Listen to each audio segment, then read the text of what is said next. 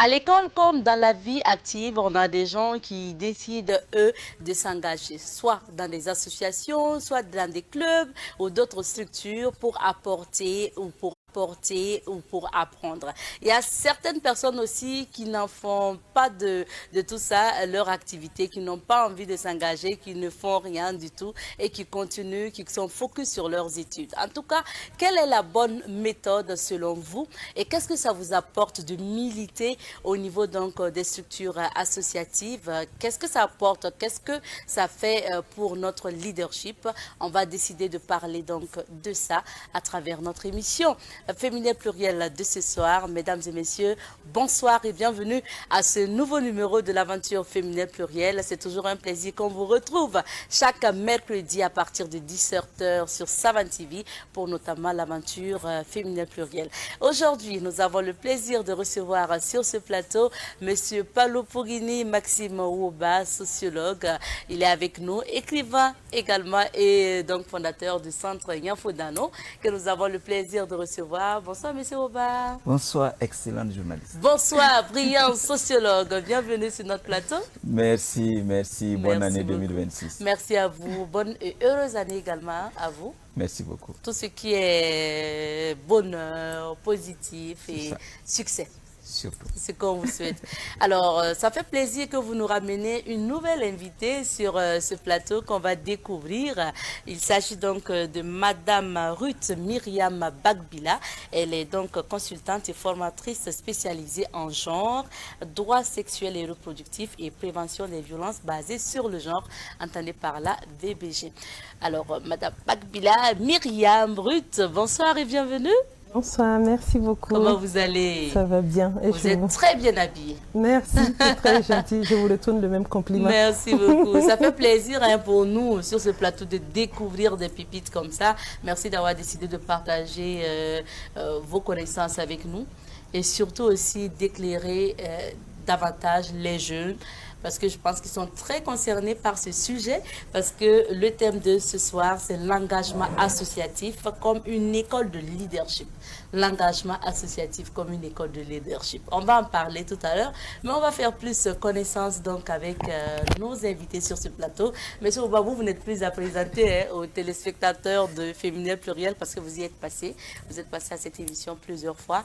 Donc, on va demander plutôt les nouvelles de votre centre Yanfodano et parce que nous sommes en même temps dans une nouvelle année. Est-ce qu'on se projette pour 2026? Comment ça se passe au niveau de votre centre à Fada?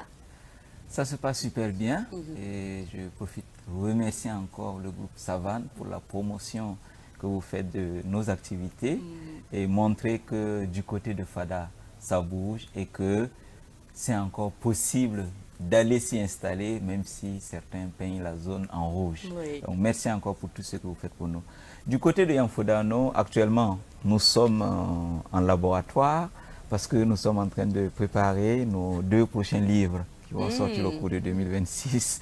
Voilà, donc c'est l'actualité actuellement. Voici ce qui m'occupe le plus actuellement au niveau de Yanfodano. Donc l'écriture, oui. La réflexion. On peut avoir une idée de, même si ce n'est pas le titre, peut-être la thématique que ça va aborder?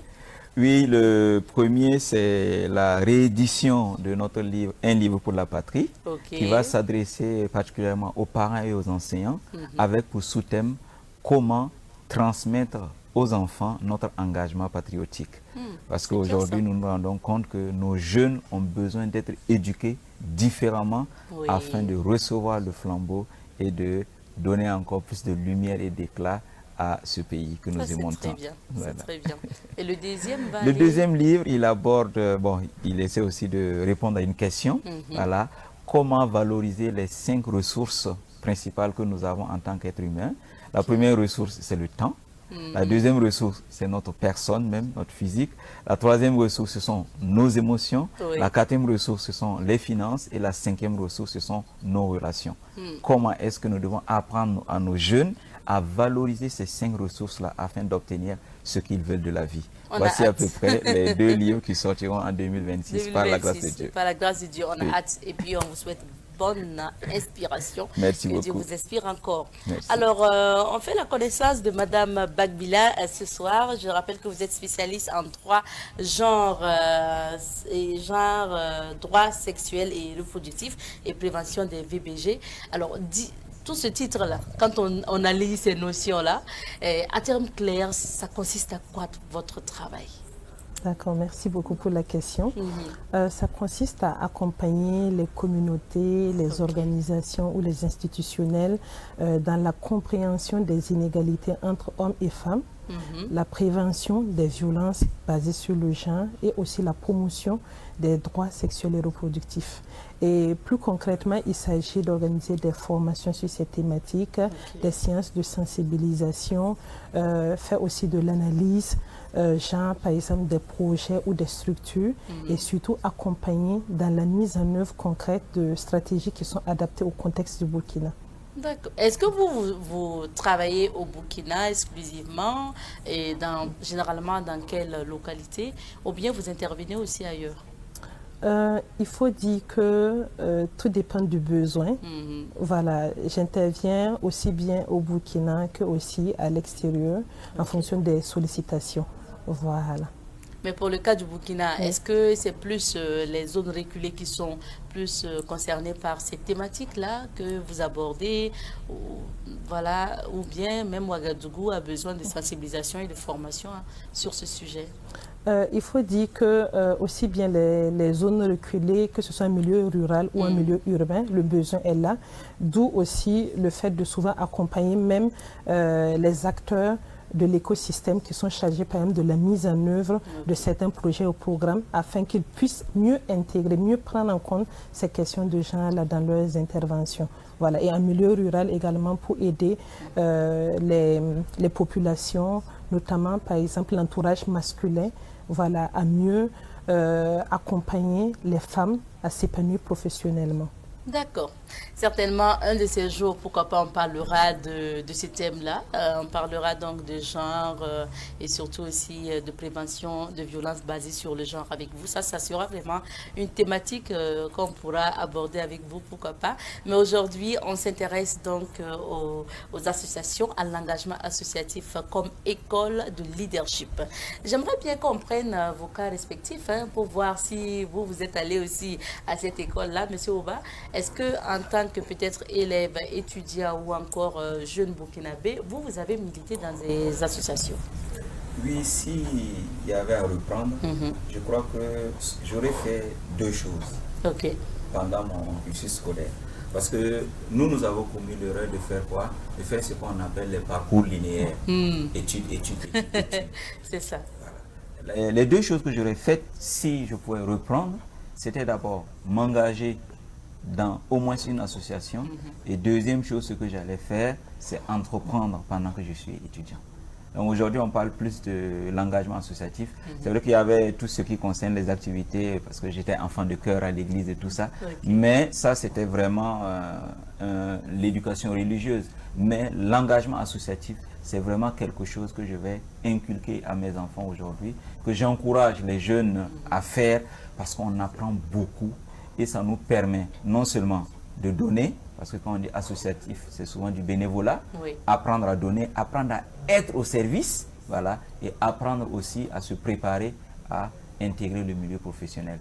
Donc voici, peut-être ce qui me concerne, c'est plus des regrets de ne l'avoir pas fait assez tôt, mais aujourd'hui, bon, je suis président d'une association, je suis aussi membre d'autres associations, voilà, que ce soit des associations d'orientation professionnelle, voilà, l'association des sociologues par exemple, dans laquelle je suis, que ce soit l'association pour donner telle que EDA Burkina qui intervient dans la région de l'Est, ou encore d'autres associations au niveau sous-régional. Je vois vraiment le bien que ça me fait aujourd'hui. D'accord, voilà. Même adulte aujourd'hui, donc ça veut dire que le bénéfice même, c'est de commencer quand on est jeune, comme vous l'avez dit. C'est ça. Et Myriam, est-ce que vous avez plus jeune milité dans des associations? Oui, je dirais que j'ai commencé assez tôt, peut-être à l'âge de 16-17 ans déjà, voilà, au quartier avec des amis.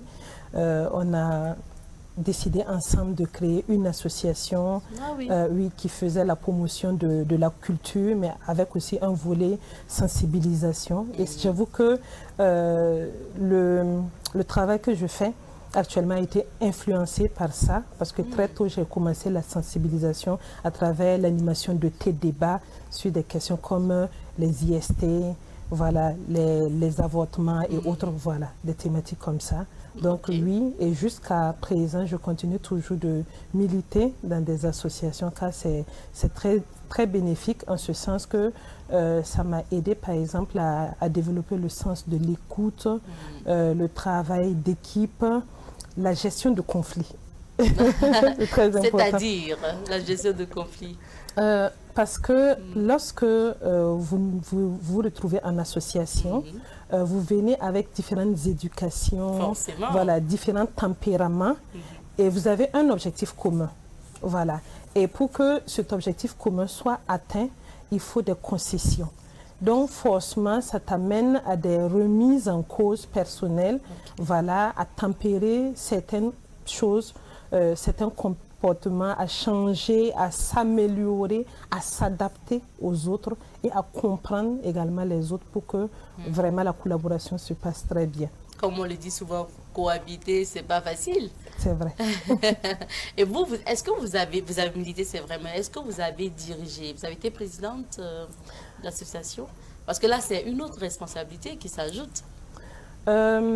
Présidente en tant que telle, non, mais j'étais secrétaire générale. Ah, ça c'est... Oui. On dit souvent que ce sont les SG qui jouent le boulot, qui font tout le boulot en fait, à la place du président. Exactement. Donc, j'ai pu aussi expérimenter la prise de décision, le fait aussi de fédérer, d'encourager, de mobiliser les membres, voilà, le fait aussi de pouvoir donner, partager mon point de vue, voilà. Ça c'est bien.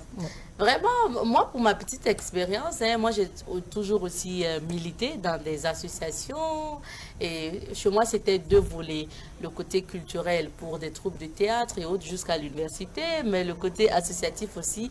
Et je sais que même quand j'étais à l'université, j'ai été, mais en tant que plus chargée de communication.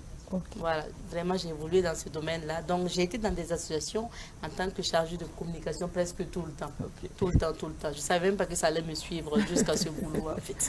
Bon, certainement que c'est prévisible et on va voir ça à travers ce thème-là. Monsieur Ouba, quelles sont les compétences qu'on développe lorsque on décide de militer dans des structures associatives? Ok. Avant les compétences, parce que quand on parle de compétences, il y a le savoir-faire et aussi le savoir-être. Premièrement, c'est le savoir-être. Myriam a bien dit quelque chose, c'est que tu apprends à faire des concessions. Ça, c'est quoi? Le principe de la tolérance. Parce qu'en association, tu vas apprendre très tôt à commettre des erreurs de la vie en équipe. Ce que tu aurais pu commettre comme erreur, qui allait te coûter un licenciement en entreprise, tu vas le commettre en association et tu vas déjà apprendre à vivre avec les autres. Ça, c'est vraiment un élément important. Pour ce qui concerne la préparation à la vie professionnelle aussi, elle a dit qu'elle a été SG. Elle va apprendre peut-être à rédiger des courriers professionnels, ce qui est très important. Vous avez dit que ça vous a suivi. Moi, je ne dirais pas que ça vous a suivi, mais ça a été un stage, ça vous a préparé. Voilà. Ça vous a préparé parce que quand on parle de stage, souvent les gens attendent à ce que ce soit vraiment formel. Je suis stagiaire tel... Non, la préparation à la vie professionnelle, la vie associative, c'est vraiment une excellente école. Et ces compétences-là, lorsque tu les as tôt, ça va te permettre vraiment de grandir avec. Donc ça, la vie en équipe, ça c'est important. Le professionnalisme, parce qu'aujourd'hui, plus tu vas intégrer le milieu professionnel tôt, tu auras encore plus d'expérience. Et j'aime dire aux gens qu'on parle aujourd'hui d'immersion patriotique. Il faut de plus en plus aussi qu'on mette en avant cette immersion professionnelle dont les jeunes ont besoin. Parce que certains, lorsqu'on les recrute, ils ne passent pas la période d'essai. Pourquoi? Parce qu'ils révèlent pendant la période d'essai qu'ils ne sont pas aptes à occuper les postes qu'on voudrait les confier. Alors que le monde associatif, c'est un bon test pour nous-mêmes, pour apprendre à travailler, pour exercer nos talents. Là aussi, c'est un bon point. Au niveau du monde associatif, ça nous apprend à découvrir nos talents. qu'est-ce que je sais faire, qu'est-ce que je ne sais pas faire et qu'est-ce que je peux perfectionner. Voici ce qu'on peut dire. Donc, le savoir-faire et le savoir-être, oui, qui nous sommes également en découvre. C'est ça. Alors, Myriam, vous voudrez bien ajouter des compétences du moins qu'on peut développer étant en vie associative? Je dirais que Maxime a déjà cité pas mal, mais j'ajouterais quand même la communication. Voilà, parce que quand tu es en association, il faut savoir communiquer. Donc, du coup, c'est une compétence que tu acquiers. Il y a aussi la prise de parole en public. Voilà, par exemple, l'association dans laquelle je militais, c'était pour la promotion de la culture. Donc, souvent, on faisait du théâtre, on faisait de la danse. Et aussi, souvent, j'étais amenée à prononcer des discours, voilà, à animer des sessions, alors que je n'ai pas reçu de formation préalable. Donc, là, ça me permet déjà de faire mes petites erreurs, de réajuster, donc jusqu'à parvenir à un certain niveau qui est acceptable. Donc oui, effectivement, ça permet d'acquérir pas mal de compétences humaines et techniques également qui préparent à la vie professionnelle. Très important. Monsieur Ouba, ce que j'aimerais savoir, quel est peut-être l'âge idéal ou la classe idéale pour commencer à militer dans des associations, par exemple? Ça dépend toujours du niveau d'éveil et de maturité de la jeune fille ou du jeune garçon. Oui. Il y en a des adolescents déjà, ils peuvent déjà militer dans les associations. Mais attention, voilà, parce que souvent aussi les associations, lorsque tu n'as pas un certain niveau de maturité, tu peux être détourné dans tes convictions. Parce qu'il y a certaines associations... C'est-à-dire détourner dans tes convictions. Parce que certaines associations qui sont dans le militantisme, voilà, pur et dur. Vous voyez, oui, voilà. Je prends un exemple. On va t'amener dans un militantisme où tu vas te retrouver à confondre, par exemple, la question des droits. Où tu vas peut-être te retrouver avec ceux qui sont dans tout ce qui est exagération, dans les droits de l'enfant, l'extrémisme, les droits de l'enfant, tu dis qu'elle est un moins, qu'elle est un tout. Voilà. Il ne faut pas exagérer. Il ne faut pas exagérer. Okay. Et il y a aussi tout ce qui est proscrit en fait. Il y a certaines choses aujourd'hui où vous voyez que, surtout les associations qui sont à l'international et qui cherchent à s'installer dans votre pays, il faut s'assurer que les messages, les valeurs qui sont transmises par ces associations-là correspondent à nous aussi, nos valeurs endogènes. Parce que si tu ne fais pas attention, tu vas te retrouver à importer des choses qui ne sont pas les bienvenues au niveau du contexte local. C'est le risque. Voilà, on y va quand on est prêt, alors on se sent prêt du moins. C'est ça. Mais on choisit bien même l'association ou la structure de jeunesse auquel on veut appartenir. Ça c'est important. Parlons de leadership, parce que notre thème touche le leadership. Peut-être qu'une définition déjà pour commencer, ensuite on verra comment le fait de militer dans une association peut nous amener à être un leader demain. Monsieur Ouba, déjà la définition. Ok. Puisque quand on parle d'engagement associatif, c'est parce que tu es convaincu par quelque chose que tu vas aller. Oui. C'est parce que tu adhères à une vision. Et c'est déjà ça, le leader. Le leader est animé par une vision. Et derrière, tu vas apprendre à influencer. Il y a un excellent écrivain qui a dit que le leadership, c'est l'influence et rien d'autre. Rien de plus, rien de moins. Il a dit en anglais, peut-être Myriam le dira mieux que moi. Okay. Voilà. Leadership is influence. Nothing less, nothing more. Voilà. Le leadership, c'est l'influence. Rien de plus, rien de moins. Donc, à travers l'engagement associatif, tu vas apprendre à embrasser une conviction. Tu vas apprendre à te définir une vision, parce qu'une association, c'est une vision, une mission et aussi des objectifs qui vont donner lieu à des activités. Et quand on regarde l'homme aussi c'est ça. L'homme doit avoir une vision. L'homme doit se donner une mission. Et très tôt, tu vas définir ta mission de vie. Cette semaine encore, j'étais avec une dame qui aujourd'hui m'a dit que, elle l'a dit en pleurant, hein, elle dit que l'un de ses problèmes c'est quoi? C'est que pendant ses études, elle n'avait pas de vision. Elle ne faisait qu'étudier. Alors que militer dans une association, très tôt, ça va te permettre de définir ton idéal. Qu'est-ce qui te passionne? Et rapidement, tu tu vas trouver ton orientation dans la vie. Et c'est vraiment ça que je vois qui est déterminant pour ce qui concerne le leadership que nous aurons à exercer plus tard. D'accord. Voilà. Alors Myriam, pour ajouter sur le leadership, comment en fait le fait de s'engager dans le milieu associatif, ça peut nous amener à être un leader ou développer le leadership après en nous? D'accord. Je dirais que je rejoins déjà Maxime dans ce qu'il a déjà dit, parce que dans le milieu associatif, en fonction du poste que tu occupes, voilà, ça te permet de développer des qualités. Par exemple, quand tu es au poste de président ou de présidente, voilà, tu apprends très tôt à diriger, voilà, qui est l'une des qualités, pardon, d'un leader. Tu apprends aussi à fédérer, voilà, à mobiliser les membres de l'association autour de la cause pour laquelle vous militez. Tu apprends aussi à gérer. Voilà, à gérer les hommes, mais aussi à gérer des ressources.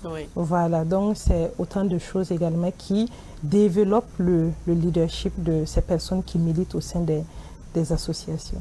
Est-ce que pour des structures, peut-être qui recrutent, qui veulent bien un employé, ils pourraient être regardants sur votre parcours associatif, par exemple? Oui. On va savoir déjà que tu es quelqu'un qui a d'autres valeurs au-delà du fait de chercher ton pain quotidien. Parce que lorsqu'on veut recruter un salarié, on veut savoir que cette personne-là a aussi des convictions, mais au-delà de ses convictions, qu'elle a des centres d'intérêt. Par exemple, quand on prend la vie associative, comme elle a dit tout à l'heure, derrière la vie associative, il y a la question de la vie, l'esprit d'équipe. Derrière la vie associative, il y a le fait qu'on peut être entraîné par une vision. Parce que toute entreprise, c'est d'avoir une vision. On va savoir qu'est-ce qui te motive, qu'est-ce qui te pousse à te réveiller le matin. Pas que c'est ton salaire qui te pousse à te réveiller le matin, mais que c'est la vision de l'entreprise et que tu as ce sentiment d'appartenance. Et c'est ça aussi qui est bien lorsqu'on s'engage dans une association, ce sentiment d'appartenance-là. Et lorsque nous regardons dans la pyramide de Maslow, les besoins de l'homme, l'homme a besoin de se sentir appartenir à un groupe. Et le fait de sentir que j'appartiens à un groupe, en dehors de la famille, ça aussi c'est important pour l'équilibre émotionnel de l'homme. Et en entreprise aussi, on a besoin de gens qui sont émotionnellement stables. Donc ça c'est un avantage. Alors Myriam, pour militer dans une association, il faut forcément donc avoir du temps, je vais dire en tout cas disposer d'un temps pour l'association, pour les activités de l'association. Comment on arrive à allier les deux? Quand on est élève, quand on est étudiant, on est préoccupé, les parents même sont préoccupés par les résultats d'abord, avant de s'occuper de ce que vous faites à l'école. Comment on fait pour s'organiser et puis avoir le temps pour militer en association? Alors je dirais qu'il faut être organisé. Et il faut se définir des priorités. Voilà, organiser en ce sens que, par exemple, lorsque tu es élève, tu as un emploi du temps. Voilà, donc tu dois pouvoir identifier les temps libres où tu peux t'investir véritablement au sein d'une association. Et aussi, en fonction de son occupation, il faudrait aussi choisir son rôle dans l'association. Voilà, parce qu'il ne faut pas aller te proposer comme président, sachant que voilà, tu es dans une classe d'examen qui nécessite un plus grand investissement en termes de temps. Voilà, les autres vont ressentir ton absence par moment et ça peut créer des frictions. Voilà. Donc, et aussi définir des priorités en se disant peut-être, voilà, peut-être pour l'instant, ma priorité, c'est mes études, mais pour déjà, parce que j'ai envie de contribuer au développement de ma communauté, je vais m'investir, mais d'abord, je commence tout doucement. Je commence à m'investir un peu et au fur et à mesure, voilà, j'essaie d'aménager mon temps ou bien en fonction de l'évolution de ma vie professionnelle, j'essaie de m'organiser pour m'investir davantage. Et l'autre chose qu'il ne faut pas oublier, c'est qu'en association, notre investissement, aussi peu soit-il, voilà, est important. Voilà, il ne faut pas se dire que non, parce que je n'arrive pas à m'investir, ou bien je n'ai pas le temps, donc je ne dois pas m'investir, ou bien m'engager dans une association. Voilà, le simple fait d'avoir cette volonté et de contribuer, de participer à certaines activités selon ta situation, pour moi, c'est déjà bien. Donc l'organisation, ce qu'on retient de ce que vous dites, et c'est-à-dire que quand on s'engage aussi, il faut être sûr de ce qu'on peut faire pour l'association. Exactement. Selon son emploi du temps. Moi, j'aimerais partager l'exemple d'une jeune dame aussi dont j'ai fait la connaissance, et je crois que vraiment, elle est bien organisée, parce que je crois qu'elle a sa famille à Bobo, elle y réside ou travaille, et chaque vacances, elle organise une activité avec des scolaires. Je crois que ce sont des formations en informatique. Donc, chaque fois, elle est à Bobo pour les études et les vacances. Généralement, je la reçois les vacances. Les vacances, elle vient. C'est vraiment pour que ça. Donc, c'est sa formation en informatique. Elle mobilise les jeunes. Et c'est une formation qui passe aussi par d'autres sensibilisations. Elle finit l'activité et hop, elle repart. Je pense que ça entre aussi, on peut s'adapter comme ça. Pourquoi? Parce qu'on sait que pendant les vacances, on ne peut pas du tout mélanger études et puis la vie associative. Bon, pourquoi pas ne pas, pendant les vacances, pour une activité culturelle, décider d'être à l'organisation. Ça peut être bien aussi. Monsieur Oba, mais s'engager dans une association, il n'y a généralement pas de revenus, hein. On ne vous paye pas forcément quand vous êtes membre d'une association ou d'une structure de jeunesse. Alors qu'aujourd'hui aussi, on se dit, est-ce qu'il faut perdre le temps à aller dans une association sans rien avoir en retour? Qu'est-ce que vous répondrez à ça? Non, vous savez qu'une des valeurs africaines les plus fortes, c'est la solidarité. Et un des principes de la solidarité, c'est le don de soi. Oui. Et ce don de soi, l'association est vraiment un canal par lequel on peut vraiment l'exprimer. Parce que l'homme n'est pas fait que de moi. Il y a aussi les autres. Et dès le jeune âge, nous devons apprendre à nos enfants à aider les autres. Donc, cela aussi, l'association, c'est une école. Maintenant, si on prend le côté rentabilité, vous savez, aujourd'hui, il y a des gens qui sont des professionnels de la vie associative. Quand je dis professionnels de la vie associative, je ne dis pas qu'ils vivent de per diem des associations. Il faut faire la part des choses. Ça veut dire que leur association est arrivée à un niveau où, s'ils veulent être efficaces, il faut qu'ils s'engagent à temps plein. C'est pour ça que vous allez voir que ça évolue, où au lieu de président d'association maintenant, il va avoir le titre de secrétaire exécutif ou de directeur exécutif, parce que ça devient quoi? Un poste à temps plein. Le monde associatif, c'est un monde qui est bien organisé, et souvent même nous, à Yamfodano, de plus en plus, nous formons les responsables d'associations à ce concept-là, c'est l'asso-entrepreneuriat. L'asso-entrepreneuriat, c'est quoi? C'est de travailler à générer de la richesse à travers les associations. Et aujourd'hui, nous voyons que les personnes qui viennent, qui apprennent, ils voient comment est-ce que nos structures associatives, au lieu de vivre sous perfusion des aides et des subventions, qui n'arrivent pas généralement tout le temps. Qui n'arrivent pas tout le temps, voilà, et de moins en moins avec le contexte actuel, voilà, de rareté des ressources. Vous-même, en tant qu'association, vous créez de la richesse, vous initiez, vous prenez des initiatives qui vont vous permettre de créer des revenus, aussi bien pour les membres que pour les bénéficiaires. Donc la question de la gestion du temps, puisqu'on parle souvent de nous allons en parler dans notre prochain livre, d'ailleurs, la gestion du temps, et on aime dire le temps c'est de l'argent. Je n'ai pas le temps pour ci ou pour ça. Voilà. Donc c'est du don de soi, mais derrière, c'est un don de soi qui est souvent bien rémunéré. Parce qu'il y a des gens aussi qui se donnent dans cela, et si nous considérons toutes ces personnes qui travaillent dans les ONG, ce n'est pas à cause des gros salaires, c'est pour pouvoir vraiment lier conviction, valeur et ressources financières. Myriam, sur l'argent, parce que c'est pas sûr que si vous dites, bah écoute, tu es en seconde, tu es en troisième, tu es en terminale, je te recommande du moins de militer dans une association, le jeune ne vous répondra pas, qu'est-ce que je gagne financièrement? Est-ce que c'est quelqu'un qui me donnera le carburant pour venir militer, aller à des rencontres, à des sensibilisations? Qu'est-ce que vous pouvez répondre à ce jeune? Déjà, très souvent, on entend dire que l'argent, c'est le nerf de la guerre. Voilà, pour montrer vraiment l'importance de l'argent dans cette vie. Parce que de plus en plus, je ne généralise pas, mais de plus en plus, on assiste à ce phénomène comme quoi, voilà, souvent, quand il n'y a pas d'argent, certaines personnes ne sont pas assez motivées pour militer dans les associations. Et je me dis, ça se comprend un peu parce que souvent, l'implication, l'engagement nécessite aussi certaines ressources, voilà, qui, par exemple, quand tu n'as pas, c'est vraiment compliqué. Mais seulement, je dirais que il faudrait que la personne définisse déjà ses objectifs. Voilà, pourquoi je veux m'engager au sein d'une association. Pour moi, ça part de là. Okay. Est-ce que c'est parce que je suis dans la précarité et j'espère avoir de l'argent? Ça, on est déjà passé à côté. Voilà. Ou bien... chercher ailleurs. Exactement. Ou bien, c'est parce que j'ai envie de défendre une cause qui me tient à cœur. Et là, je trouve une association qui milite dans ce domaine-là pour apporter ma pierre. Et comme je le disais, apporter ma pierre, aussi petite soit-elle en fait. Voilà, je fais comme je peux.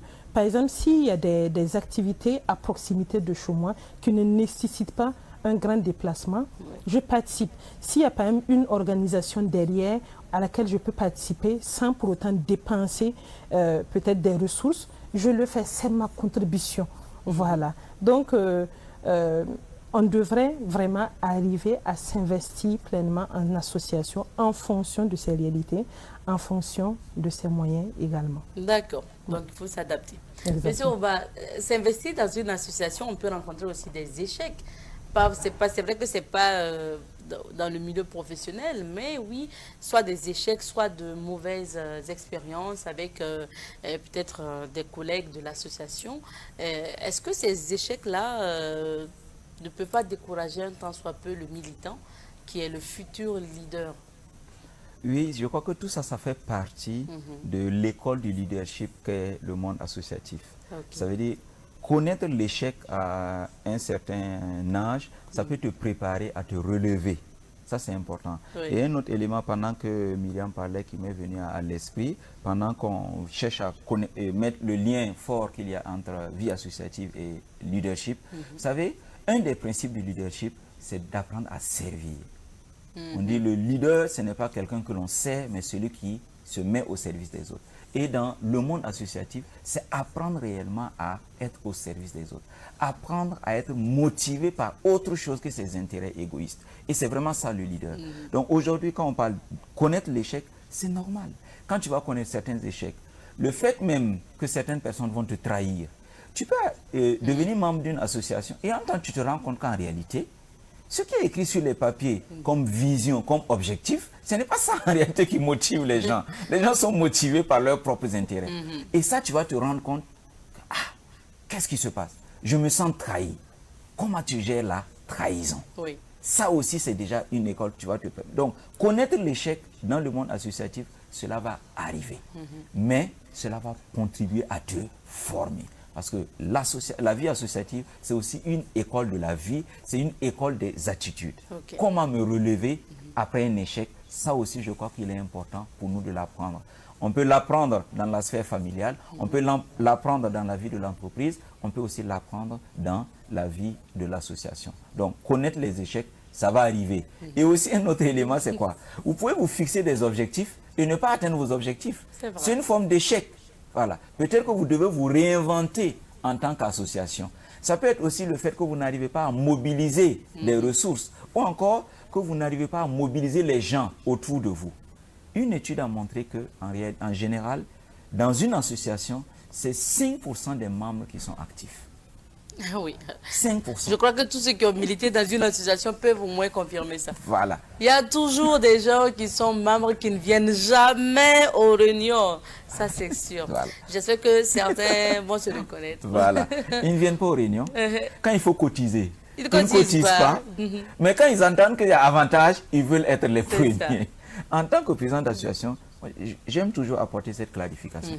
Sachez que ceux qui s'investissent maintenant, lorsque ça va prendre, c'est ceux-là qui auront des récompenses. C'est ceux-là qui vont être mis en avant. Et ça aussi, c'est une question de justice sociale. Et nous devons aussi l'inculquer et le vivre dans le milieu associatif. Voilà. Myriam, sur les échecs qu'on peut rencontrer ou le fait de ne pas pouvoir aussi atteindre nos objectifs comme M. Obalazi, qu'est-ce que vous pourriez dire à ce sujet? Alors, je dirais que les échecs apprennent plus que les réussites. Voilà, en ce sens que lorsqu'on échoue, voilà, on comprend que ça ne marche pas. Voilà, et que peut-être il faudrait trouver une nouvelle façon de faire la chose pour pouvoir mieux réussir la prochaine fois. Okay. Voilà. Et en association, je dirais que c'est le cadre idéal parce que comme le disait tantôt Maxime, voilà, c'est le cadre où tu peux faire des échecs sans te faire licencier, sans recevoir de grandes sanctions. Des avertissements ou un licenciement, par exemple. C'est vrai. Exactement. Voilà, donc ça te prépare déjà à la vie active. Et peut-être pour prendre mon exemple, je me rappelle une fois, je devais prendre la parole, mais c'était en association vraiment, quand j'étais adolescente. Je devais prendre la parole en public, mais ce n'était pas un grand public, heureusement aussi. Quand j'ai commencé à m'exprimer, à un moment donné, j'ai oublié mes idées. Oh, un trou noir. Un trou noir, voilà. Donc, en fait, sur place, vraiment, j'avoue que j'ai commencé à perdre mes moyens et les gens ont commencé à applaudir pour m'encourager. Voilà. Mais après, aujourd'hui, quand on se rappelle, on en rigole. Mais en son temps, ce n'était pas facile. Oui. Mais j'avoue que ça m'a forgé.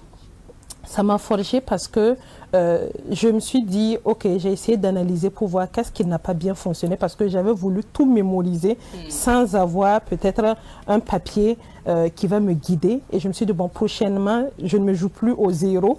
Voilà, je garde quelque chose sous la main pour pouvoir me rappeler. Et l'autre chose aussi, c'est le soutien que les membres m'ont apporté. Et pour moi, c'est ça aussi que les associations doivent continuer à intégrer. Okay. Voilà, pour que les associations deviennent des cadres d'apprentissage.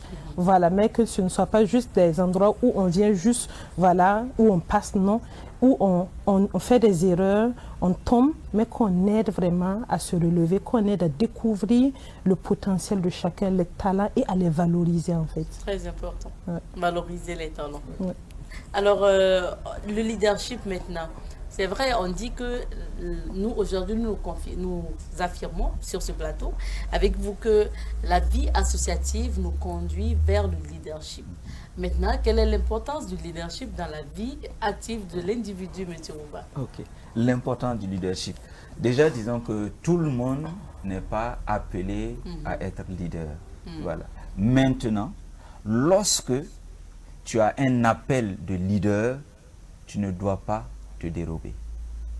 Parce que certaines personnes ont reçu vraiment ce don-là de conduire.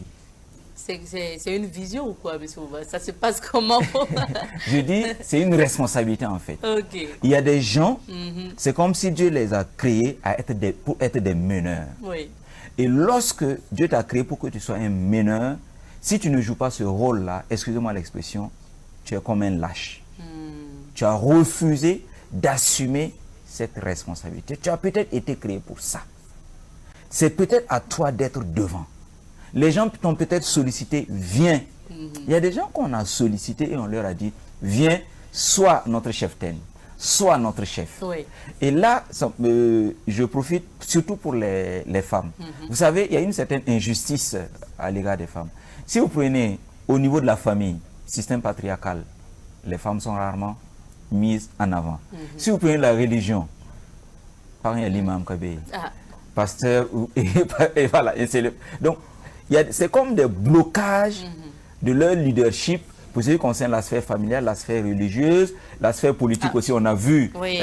Il y a toujours des bâtons. Ça commence à venir. Professionnel, ça commence à venir. Mais là encore, on accuse souvent la maternité pour ne pas leur confier certains postes. C'est ça.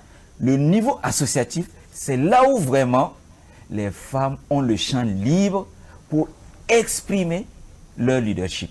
Elles doivent le saisir.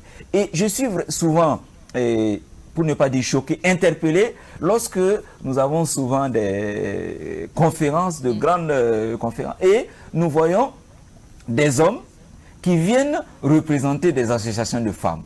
Pourquoi? Parce que souvent, certaines femmes refusent la responsabilité. Lorsque vous avez souvent des associations où il y a 50 femmes, S'il y a un seul homme, quand on dit on va élire le président, ah attends, tonton, Ouais. non. Que ça n'a qu'à être vous. Voilà. Que les femmes saisissent vraiment ce que les associations leur offrent comme opportunité d'exercer leur leadership, d'affirmer leur leadership et de démontrer vraiment le potentiel qu'elles ont. Ça, c'est vraiment comme un appel, voilà, pour que les femmes puissent voir que le monde associatif, c'est vraiment là où il n'y a pas de risque, voilà, qu'elles soient encore une fois mises en compétition stérile avec les hommes. C'est vraiment ce que je peux dire pour ce qui concerne leadership et vie associative. Et chaque homme, lorsque tu sens l'appel du leadership, vas-y, ne te mets pas en arrière. Ce n'est pas un désir d'être mis en avant, non. C'est un don que tu as reçu, c'est un appel que tu as. Et c'est sûr que quand tu as l'appel, les talents aussi que tu as sont là, vas-y. C'est vrai, vous dites ça comme ça et puis on le constate, hein, combien de fois déjà, que ce soit des réunions de famille, des réunions au niveau du boulot, tout de suite on dit, ah oui, on va choisir le président. Il y a beaucoup de personnes qui vont toujours proposer une personne. Et si vous regardez justement, c'est comme M. Ouva l'a dit, c'est que la personne vraiment sent aussi l'appel d'être le responsable. Comme il y a des gens aussi qui tout le temps se mettent derrière, qui ne veulent pas qui ne travaillent pas, mais qui ne veulent pas forcément être leader de quoi que ce soit en fait. Alors, Myriam, pour ce qui concerne notamment le leadership, disons l'importance du leadership donc, dans la vie de l'individu. Je parlerai beaucoup plus du côté des femmes, parce que je trouve que ça aide beaucoup, énormément les femmes. Okay. Voilà. Parce que très souvent, du fait de notre environnement, nous sommes souvent amenés à ne pas non seulement avoir le courage de prendre la parole en public, de donner notre point de vue et de l'assumer en public et même de défendre notre point de vue. Voilà, donc le fait de militer en association, ça te permet d'apprendre, voilà, d'apprendre, de découvrir tes talents, ton potentiel, de le développer davantage et aussi d'apprendre des autres personnes que tu côtoies au sein de l'association.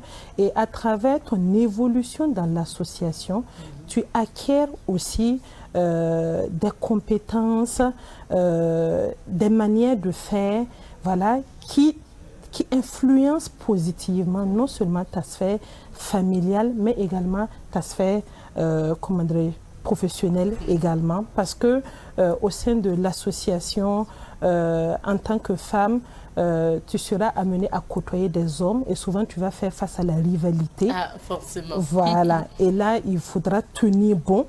Souvent par exemple pour accéder à un poste, souvent il faut faire des votes et en prélude des votes, souvent on te demande de faire un petit discours pour défendre ta position, ton mandat, expliquer ton mandat, voilà, face à des hommes également. Donc ça te permet vraiment de développer ta personnalité, de t'assumer, voilà, en tant que femme et aussi de t'affirmer réellement en fait. Donc c'est très très positif de militer en association, mais je n'oublie pas les hommes. Voilà.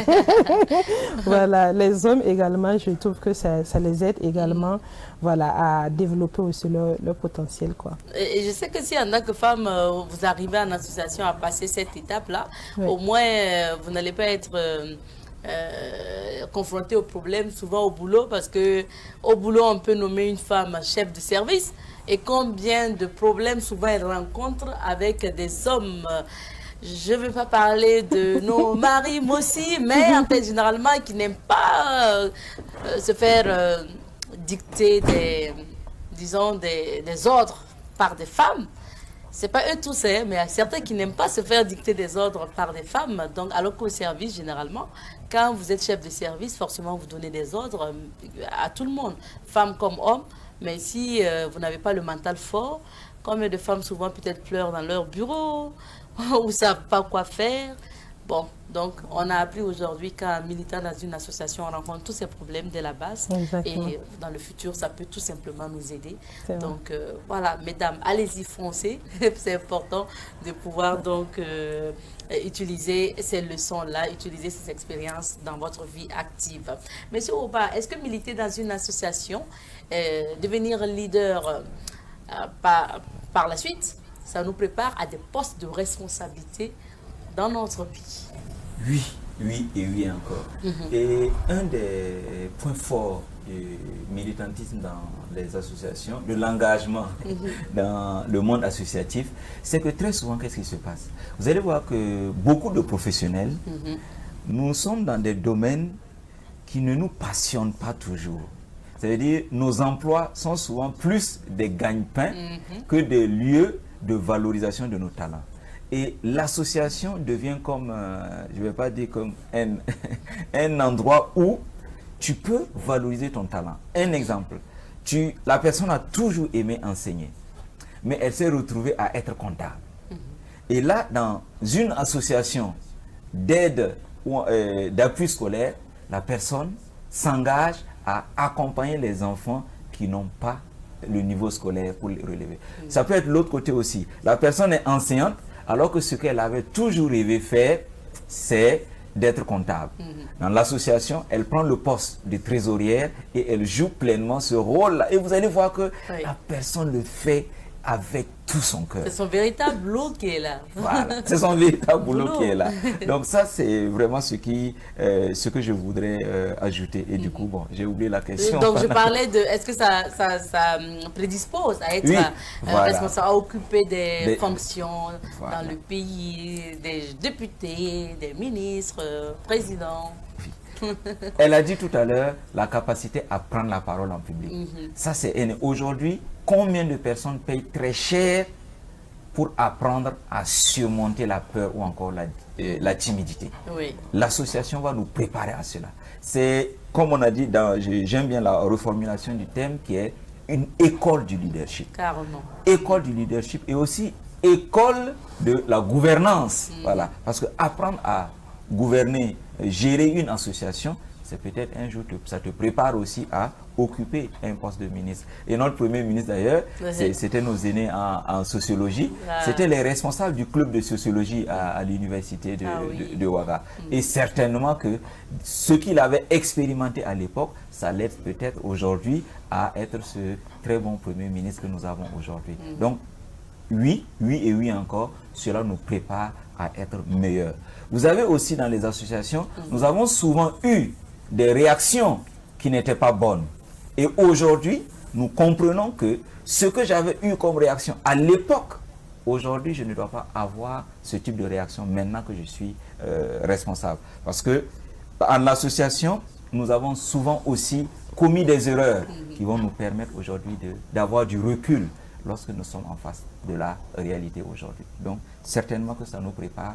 Et les jeunes qui nous écoutent aujourd'hui, engagez-vous. Cela est vraiment une préparation à occuper plus tard des postes pour lesquels on va se demander, mais où est-ce qu'il a appris? Et tu diras simplement que c'est dans le monde associatif. Dans le monde associatif. Voilà. Myriam, pour ce que vous avez vu, vécu et tout, est-ce que ça prédispose à des hautes fonctions?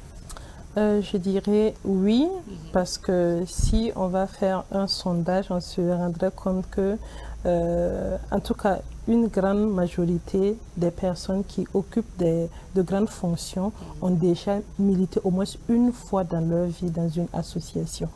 Voilà, donc pour montrer que effectivement ça contribue, voilà, à travers le développement du leadership déjà, voilà, et aussi ça éveille, ça développe les aspirations, voilà, parce que tu arrives dans une association en tant que membre et en militant, voilà, tu as envie d'intégrer le bureau. Voilà, et après tu intègres le bureau, tu as envie encore, voilà. Donc à un moment donné, ça t'aide vraiment à développer tes aspirations, à vouloir grandir, voilà, à vouloir plus. Et c'est le fait de vouloir ce plus-là qui nous amène dans la vie professionnelle aussi, à vouloir évoluer professionnellement. Mais il y a un mais, je dirais qu'il faudra aussi que lorsqu'on milite dans l'association, on prenne vraiment son rôle au sérieux. Voilà, parce que quand tu es dans une association, on te confie par exemple la trésorerie ou bien la communication, on ne te voit jamais. C'est difficile que le fait de militer là ait un impact futur. Parce que vous ne travaillez finalement pas en fait. Exactement, voilà. Mais il faut prendre la chose au sérieux. Il faut également aussi s'approcher des aînés, des devanciers. Voilà, pourquoi pas s'entourer de mentors qui vont nous guider vraiment pour que cette expérience associative-là nous soit très très riche et puisse avoir un impact vraiment sur notre futur. Combien de personnes ont appris à rédiger par exemple un projet pour un événement culturel ou un projet quelconque au sein d'une association? Ils sont nombreux, hein, je crois. Et dans la vie active, ça aide toujours de savoir écrire un projet. Alors, on me signale que le temps est terminé. Donc, on va terminer par vos conseils. Monsieur Oba avait commencé, mais je vais laisser Myriam commencer. Et vous allez rajouter quels seraient vos conseils à l'endroit des jeunes qui nous suivent, qui nous regardent aujourd'hui par rapport à l'engagement associatif. C'est les encourager, voilà, à militer. Pour ceux qui ne sont pas encore engagés dans une association, je vous encourage vraiment à rechercher une association autour de vous, voilà, dans votre quartier, voilà, votre ville, et en fonction de vos aspirations, vous intégrez cette association. Pour ceux qui sont dedans déjà, je les encourage à continuer, à y mettre encore plus de sérieux, voilà, pour qu'il y ait un impact positif. Et surtout, de façon générale, aux personnes même qui évoluent dans le milieu associatif, voilà, ou les jeunes, c'est vraiment les encourager à ne plus rester dans la forme traditionnelle des associations, à innover, à se réinventer, à essayer de s'aligner aux standards internationaux, voilà, si possible. Ça passe par quoi? Je dirais ça passe déjà par la recherche. Voilà, le fait de se documenter, d'apprendre, de se dire, voilà, par exemple, il y a une ONG qui évolue dans mon pays, je les approche pour voir comment ils fonctionnent et essayer d'intégrer. Parce que très souvent, quand vous comparez les associations et les ONG, c'est pratiquement le même mode de fonctionnement, sauf que l'autre est rémunéré, l'autre souvent n'est pas rémunéré. Voilà, c'est approcher, peut-être, même si ce n'est pas forcément la structure, mais des personnes qui évoluent, voilà, pour leur demander comment vous êtes organisé, votre comptabilité, comment vous gérez votre comptabilité, les projets, comment vous rédigez les projets, voilà. En fait, ça permet de mieux se structurer au fur et à mesure et à un moment donné de s'aligner, voilà, à ces standards-là, voilà, qui sont bénéfiques. Et aussi à créer, à essayer d'élargir son réseau. Voilà, ne pas rester juste au niveau local ou au niveau national.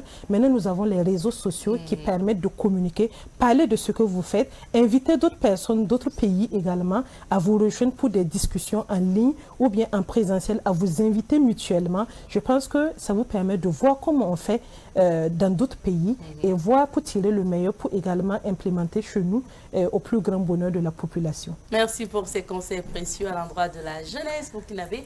Monsieur Oba, pour finir. Ok, je vais insister sur le volet réseautage.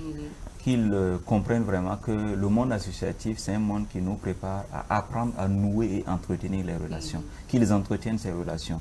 Le deuxième élément, c'est qu'ils ne soient pas qu'ils ne se pressent pas à créer de nouvelles associations, mais qu'ils s'engagent d'abord dans celles qui existent déjà, qui ont certainement les mêmes visions qu'elles.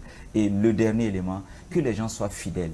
Quand je dis que je suis dans une association, que j'y sois, que je fasse l'effort de payer les cotisations, que je fasse l'effort d'assister aux réunions. Parce que ça, c'est aussi une question de parole donnée et de fidélité.